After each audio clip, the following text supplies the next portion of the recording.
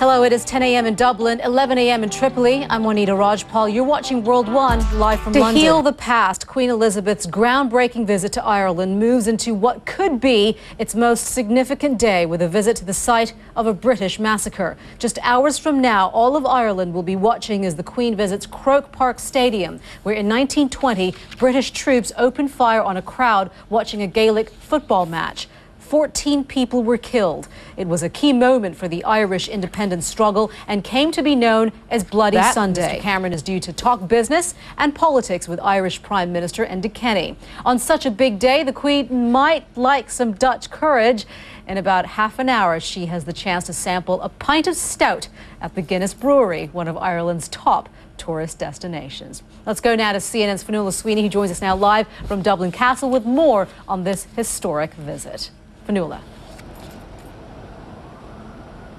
Yes, Monita, the Queen is due, first of all, today in her engagements to go to the Guinness factory. Of course, Guinness famous all over the world, one of Ireland's most famous exports. Fionnuala, we had seen in the last day that there had been small demonstrations, small group of protesters there, those who were against the Queen's visit. But have we even seen, on the other side of that, have we seen large crowds of supporters?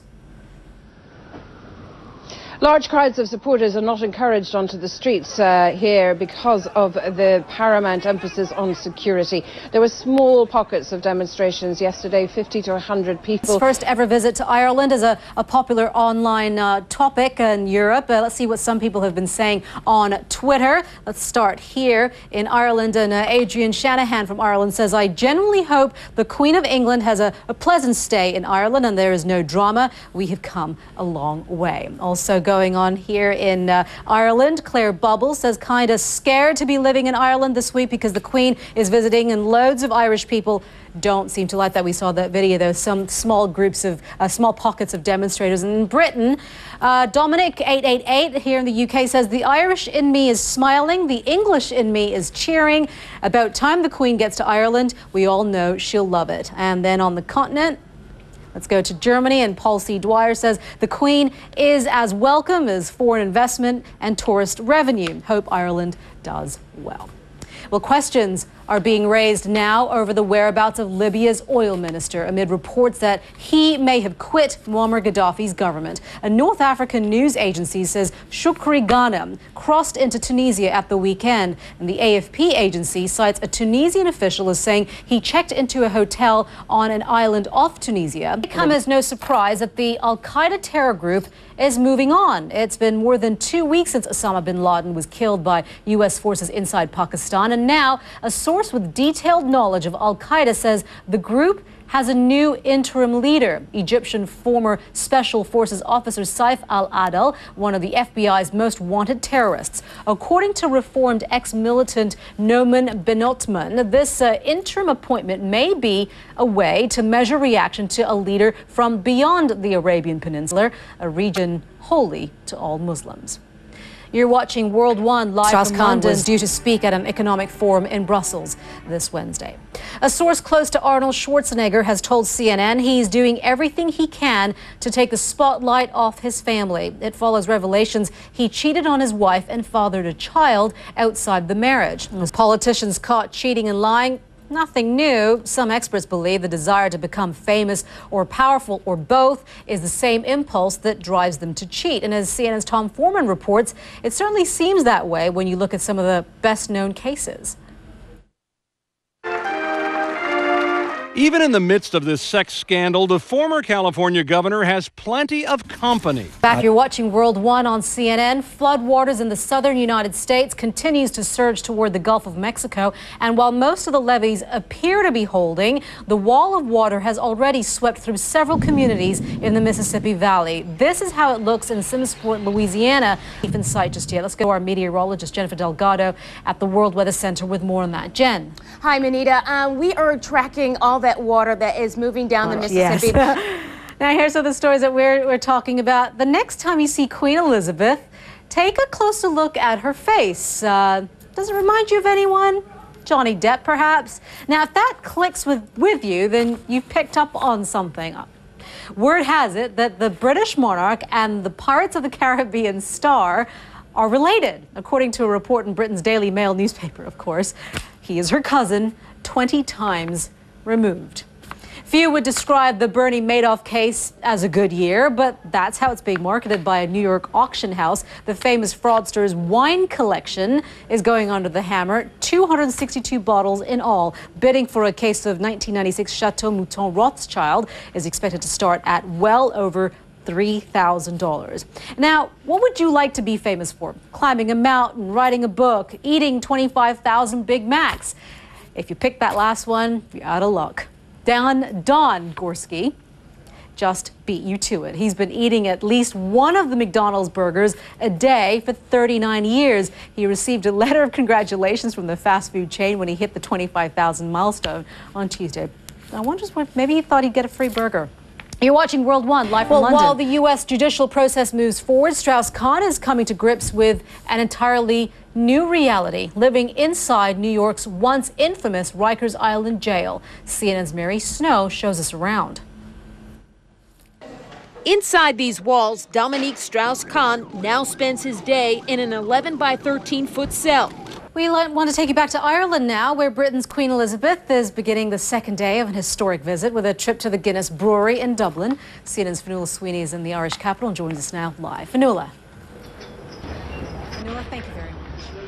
Well, let's see what newspapers around the world have been saying about this. The Wall Street Journal Europe edition has the headline, Queen visits Ireland amid vast security. The article goes on to say close trade ties and British aid during Ireland's financial troubles show that the modern relationship has moved on from the once violent struggle by Southern Ireland. The Queen's visit is seen as a last part of an official process of reconciliation over the peace process in Northern Ireland. The Scotsman has this headline, History Unites Ireland and England. It says the past is not forgotten and cannot be forgotten, but reconciliation and the recognition that there is more binding Ireland to the nations that make up the United Kingdom than dividing them is the message which President Macalise's invitation conveys. And in the Irish Times, it says not the end of one chapter, but the start of another. It says that's the headline on a guest editorial by British Prime Minister David Cameron. He writes, Queen Elizabeth's visit to Ireland this week is a hugely significant moment for both our countries. Just a few years ago, such an event would have been impossible or even improbable or even impossible. Let's take a look at what's trending on social media right now. At number 3, it's Carla Bruni. She's trending online not for her fashion sense, but thanks to news that she may be pregnant. The French First Lady's secret was revealed by her husband's father, Paul, in an interview with German newspaper Bild. People are gossiping on the web about what the baby might be named. At number 2, in a galaxy far, far away, scientists have found a new planet that might be able to support human life. Gliese 581d, as it's known, is the first planet outside our solar system that may have clouds, oceans, even rainfall. People are chatting online about how it could one day host a human colony. And at number 1, May 21st is Judgment Day? Well, one man certainly thinks so. He's predicted this as the day the world comes to an end. Harold Camping, president of a Christian radio station in the United States, claims that giant earthquakes will consume the planet at around 6 p.m. on May 21st. Well, people are searching online for this and chatting about how they would spend their last day. Wasn't that a film, a movie or something? Now, it's an experience most drivers are all too familiar with. You arrive at your destination right on time, only to discover that there are no free parking spaces. So you drive around and around and around. But now, a new smartphone app is promising to make that experience a thing of the past. Dan Simon explains. If you live in a big city like San Francisco, you know how difficult it can be sometimes to find a metered parking spot. Well, San Francisco has done something.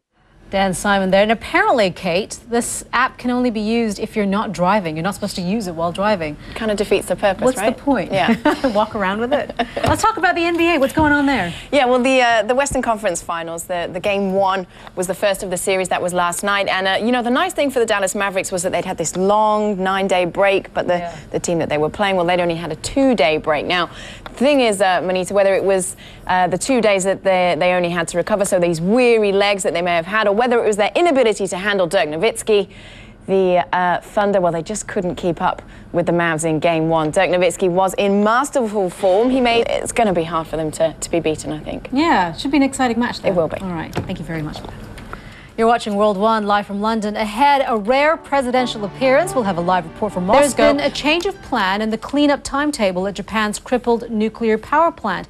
Worse than expected damage in the #1 reactor at Fukushima Daiichi means that officials will have to revise their cooling technique. The earthquake, the tsunami, and that nuclear disaster on March 11th has crippled the country's tourism industry. Before the quake, Japan's tourist agency had predicted that more than 9 million people would visit the country this year, compared to the 8.6 million that vacationed there in 2010. But now those numbers are only a memory. According to CNNGo.com, tourism is still on its knees. Travel for March was down more than 50%, with more than 326,000 fewer visitors that month compared to the same time last year, and 47% fewer visitors just from South Korea, where the majority of Japan's tourists come from. To read more, check out CNNGo.com. We take you now to Moscow, where a lot of people are wondering who will run for the presidency at the elections in 2012. The topic is in the spotlight this morning as President Dmitry Medvedev is holding a Q&A session with the media. CNN senior international correspondent Matthew Chance is in Moscow monitoring this unique occasion. We call it unique, Matthew, because Mr. Medvedev doesn't really hold press conferences, does he? Matthew Chance in Moscow, thank you. You're watching World One live from London. I'm Monita Rajpal. Thanks for joining us. We want to leave you now with a look at pictures of the Endeavour's last mission. The shuttle is on the final course to link up with the International Space Station. This is World One on CNN.